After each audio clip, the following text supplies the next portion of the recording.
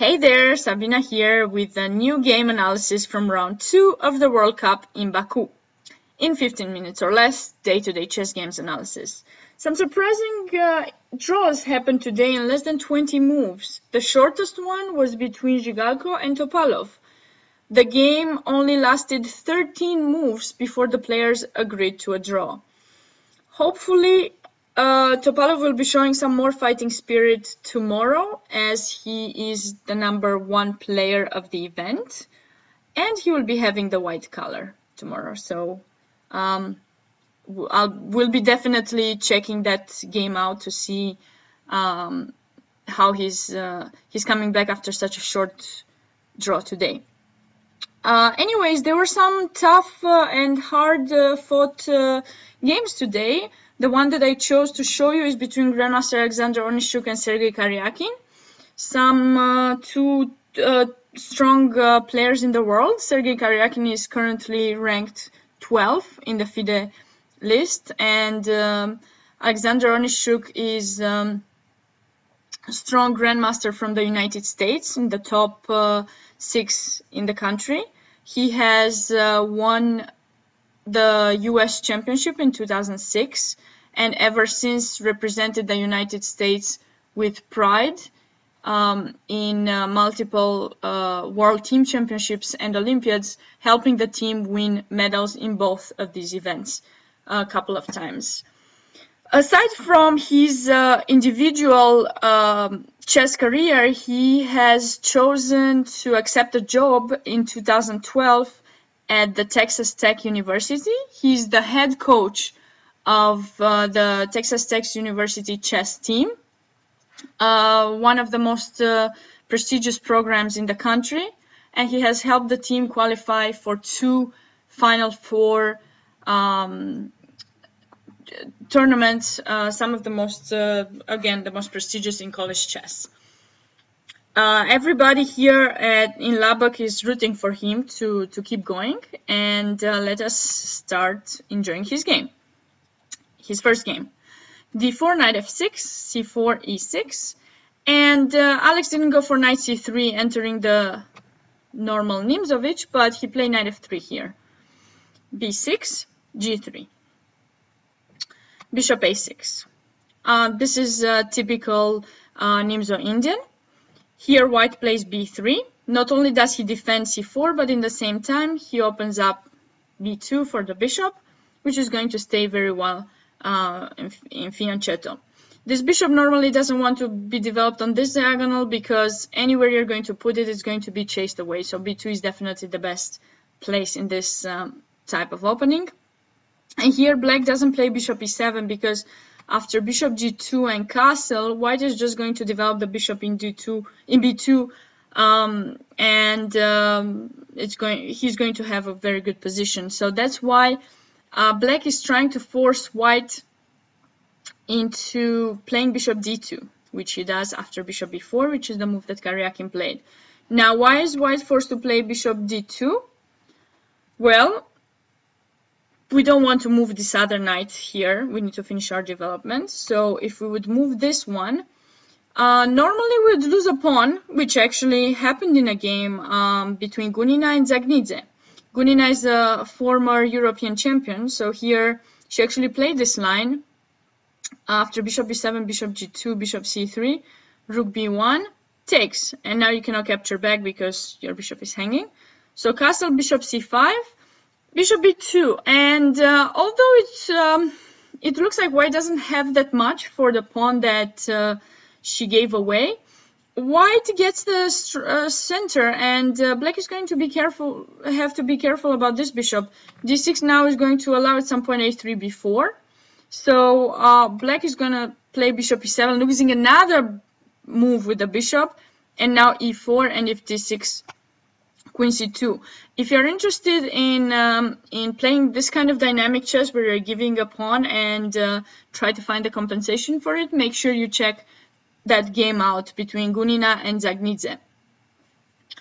Okay, Alex Onischuk didn't have to give up a pawn away. As the first round of their match, he has white, but he doesn't need to get crazy. Bishop d2 is just a normal move.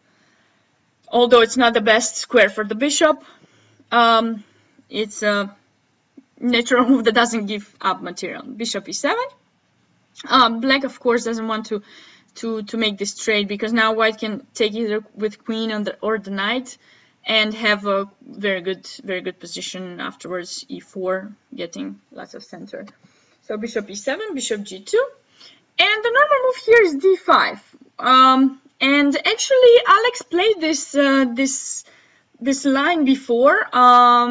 Couple of days before starting the World Cup. He played a Blitz tournament in Moscow, and his opponent played d5 here, and knight e5 followed, castle, oops, bishop b7, and after knight c3, white had quite a good position here, knight bd7, bishop g5. But for some reason, Karjakin chose to play here c6, which I'm still having trouble understanding very well. Why not play d5 immediately? c6 is just going to be a problem for him. You're going to see in a second. After bishop c3, which is normal, bringing my bishop on the diagonal, d5. Now knight e5, a very good move.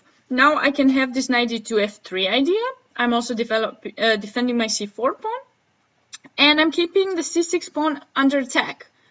So black won't easily play knight d7. He has to defend that pawn first and then play knight d7, or play the move like he played in the game, knight f to d7, because the knight in e5 of white is very strong here, stopping black from developing. So with this move, we are kicking this knight away or eliminating it. And white is not ready to play knight f3. It would be great if he could jump.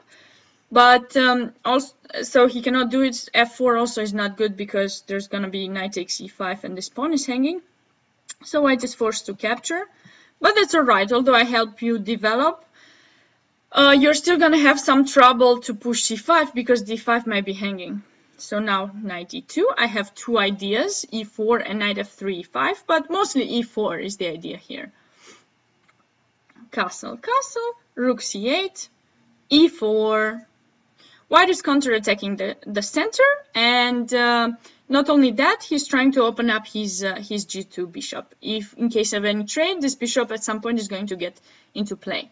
Black eventually is going to try play c5, so that's when this bishop is going to show its power on that diagonal. Black actually plays c5 immediately. Now take, and what do you guys think white played? Bishop takes d5 or d takes c5?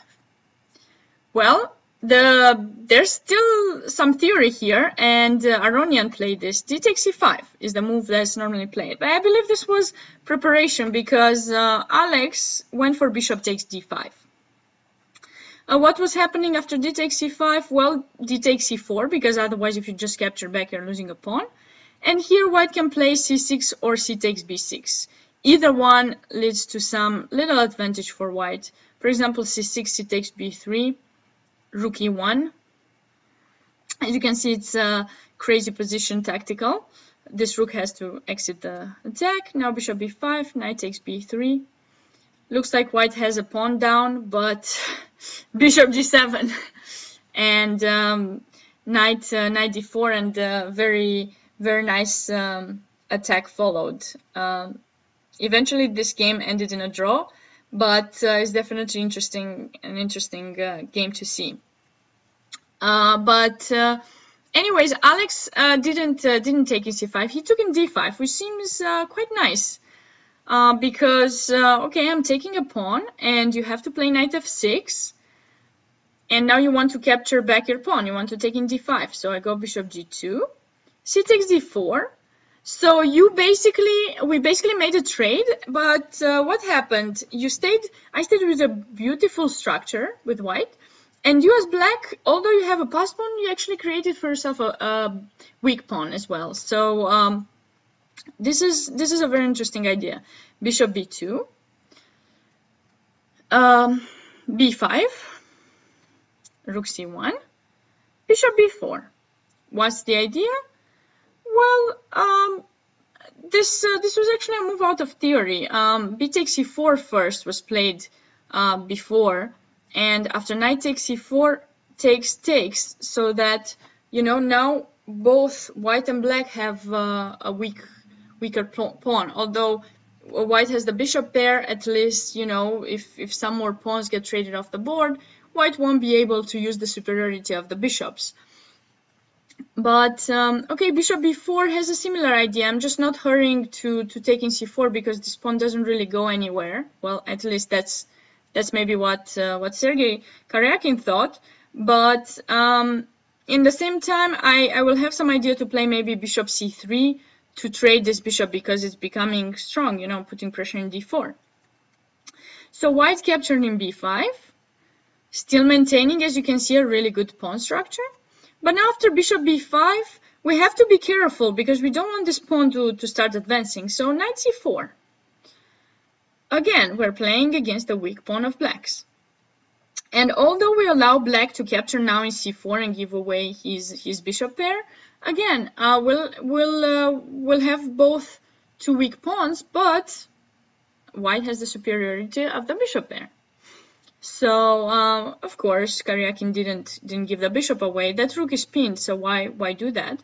Rook e8 seems natural to bring the rook on the file, and now beautiful and very good queen d3. Normally, a passed pawn needs to be blocked by a knight, but since this knight is pinned and the rook cannot go anywhere, queen d3 is just natural, and getting ready to bring the rook to d1 and put some pressure on that weak pawn. Bishop c3, still rook d1. It's necessary to improve the position of our pieces and exit from that pin. Here, Karjakin played knight d7. Not the best move, I would say. He wants to play knight e5 and use the pin, but okay, if you want, maybe you want to have the knight a little bit more active here. And if queen f5, you can now take, and knight e5. I mean, the same thing could have happened after he played knight d7. White went for queen f5, bishop takes c4, b takes c4, and now he could have played knight to e5 and have a good position. I mean, okay position, not better or anything, but this position is quite equal, although white has the bishop pair. But he played rook e5. He put his pieces on all the wrong squares. Why the rook in e5?